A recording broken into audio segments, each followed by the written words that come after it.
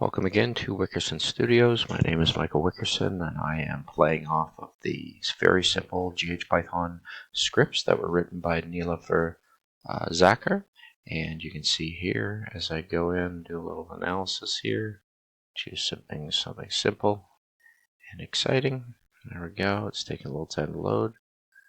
And there it is. You've got a nice little contraption nest, wiry mesh that uses a little bit of geometry. Pretty simple. And I've got it in my 4 views. I think I'll leave it there. We'll take a look at that script. The script that's written is fairly simple. She had gone into a GH node, which is right about here, and imported lines. The lines are brought in, and all I did was some pre-node generation, line generation, which I'm very familiar with Grasshopper, and of course you want to practice bringing that into the Python node as you get better and better. But sometimes it's nice to see simple little Python nodes. I call this one divide curve _009, and that comes directly from her script, and I put it into a function, so it can be called upon by x.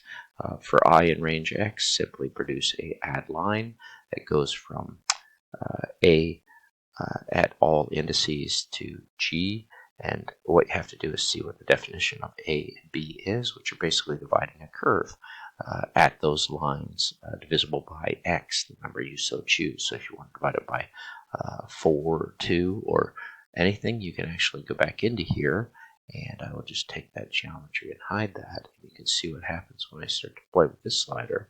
I'm playing with the different amount of divides that happen on that curve. But we'll walk through this script and go through it, set it at 10. So you've got to generate the divided curves, number those, name those, and then you've got to add the lines between the divided points that happen on those lines. And then, of course, you have to create 2 lists, line 1, line 2 lists, and append those lists. And you end up getting these outputs. So I'm going to kind of walk you through that. I guess it's best to look at the lines coming in.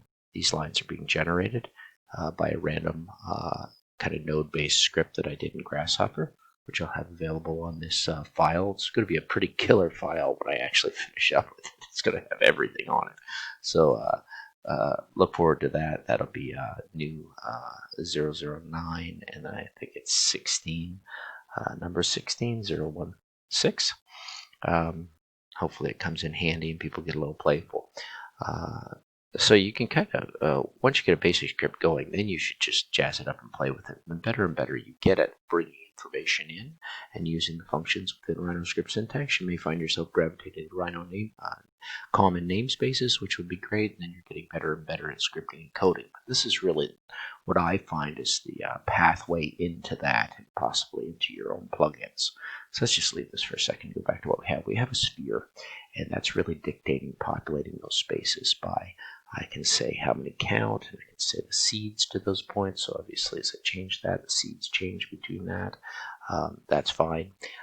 What's happening is a list item is coming out, and what I wanted was a random of those 100 points. I wanted to basically number 10 of those points and seed them 3 times. The reason I seeded them 3 times is so I could end up with 3 curves, 1, 2, 3. So that's a little technique that I logically, think of in my head. It's not one that I've seen online, but I've seen bits and pieces of it.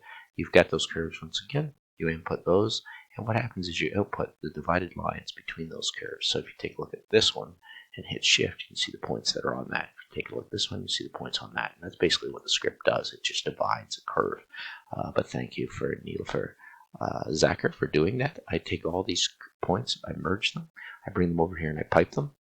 And then also with that, I was taking out these 2 lines that were being generated, which are the points between. I just made curves that went between line 1 and line 2. By appending them, you're basically creating these 2 sets. And if I run those in, you'll see you get a pretty nice shape. That's not only the outer lines, but what I did was a little fancy pants radius by counting the list length and doing a domain that I can range between 0.0 0.05 up to 0.19, and those are just numbers I wanted to play with. So if you want to change those, you can see you can have an effect on the thickness and thinness of those lines. So you get good control, and you can blister this up and balloon it up into whatever you want. Now I did the same type of thing by going to these points and putting balls on them. And I did the same type of range that I used the same start domain at 0.05, so it holds the same area. And this is a nice little sphere generation tool. And then I just did a Boolean union between them.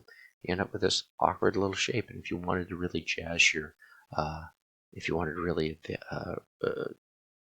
get those spheres to be upsized, you could always go in there and just adjust that up to 2, slide that up to 2, and now you see a range of the spheres playing as it loads between your starting domain to your last one. Of course, you can slide around here. It takes a little bit of time to run, but otherwise you end up with these really cool kind of geometries. That's what I'm all about.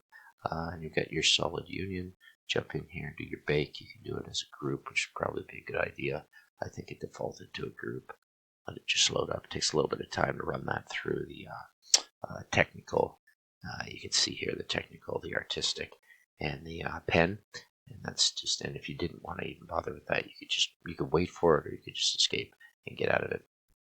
And sometimes that crashes when you've got too much funky business trying to render those things out. So yeah, there we go. Little example of jamming up your script. There it is. It went to technical, went to pen and ink. And I think it's still thinking, a little upset with me for a minute. Those are the past pieces. Let me get out of that technical again. There it is. Come on, exit the technical. There you go. So you've got quite a mess in here.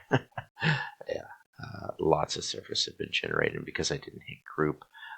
Because when I selected that, I should have actually baked it over here, and it would have given me a chance. No, because I left it. I just baked it again, which was a bad idea. I'm going to take all that and delete it. Here, if I hit, I think within the box. Strange that that's baking and not giving me the choice. I always forget why that happens. It should give me a chance to group it. That said, there's your form. You can leave your shape that was there, hitting this and just do-si-doing out of it. Your technical view is having a little bit of trouble because it's so jammed up with information. But this worked fairly well. And then you can go in here and try some nice stuff. I think what I'll do is, I'm not going to try the artistic. I'll just send it over to a nice little analysis, which everybody kind of likes. And we'll do a curvature analysis, which might be fun on those bends. Let's see how that goes. Select everything and hit enter. And let's see how that curvature analysis goes. There it is. And once I'm done, I can move that out of the way. Yeah, you've got a nice little analysis of what's going on in there. It's a little bright and brilliant. Maybe not something you want to look at. Anyhow, thanks again for watching. I hope you enjoy it. And I'll just end with a little environmental map, which is always kind of snazzy. There we go. You can see what you've made. Now, I don't know if I'd ever fabricate that thing. It's kind of a monstrosity, but it really is based on the function of Niloofar Zaker's divided curve. Thanks for watching.